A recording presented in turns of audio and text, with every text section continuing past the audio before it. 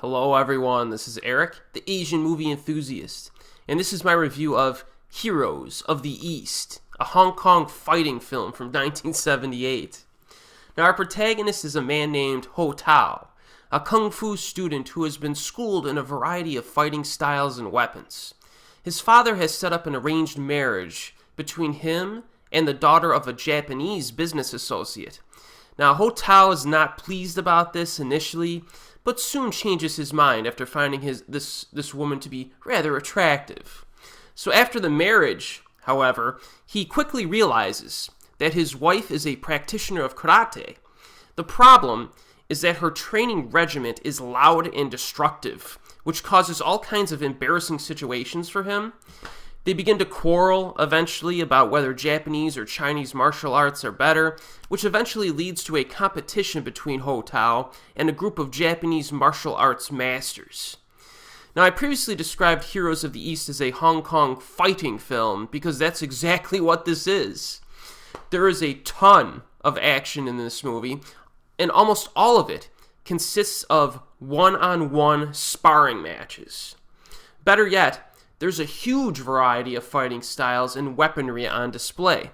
Now, Wikipedia actually has a listing of some of these matches, so check this out.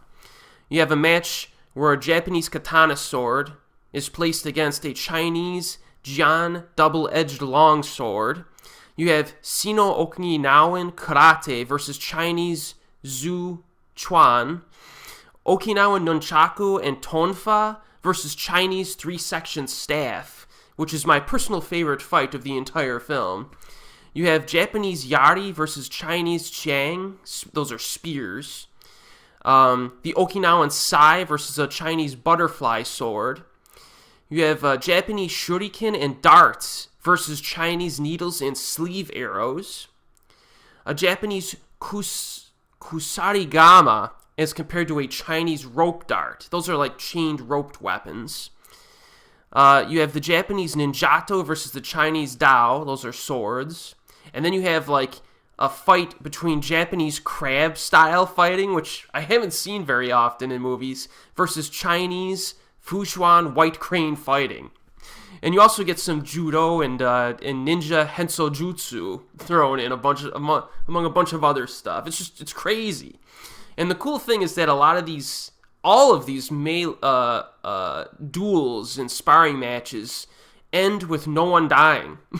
So it feels like, it's refreshingly different. It just feels like you're watching a bunch of different sparring matches with a ton of different fighting styles on display and weaponry. So if you're a fan of like watching this kind of thing, you gotta check this movie out. I could probably just end my review right there. If that hasn't sold you, I don't know what will. But if you're possibly worried about the quality of the action, don't be. Our lead actor here is Gordon Liu, who has appeared in a plethora of kung fu classics. The director is Lau Kar Leung, who has directed a plethora of kung fu classics, some of which also star Liu. Just a few examples. Leung directed The 36th Chamber of Shaolin, Dirty Ho, Legendary Weapons of China, and one of my other personal favorites, the 8-diagram pole fighter. These guys know what they're doing. Trust me, if you haven't seen any of these. And as an added bonus, you get Yasuaki Kurata in a supporting role. You may have recognized him in Fist of Legend, the Jet Li movie, where he fights Jet Li with the blindfolds on in that field. I love seeing this guy in movies. He's great. So yeah, this movie's really freaking entertaining.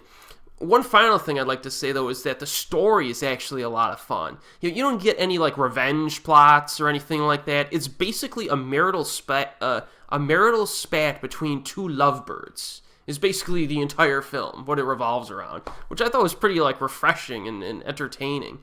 I laughed quite a bit while watching this. It's a pretty funny movie, too.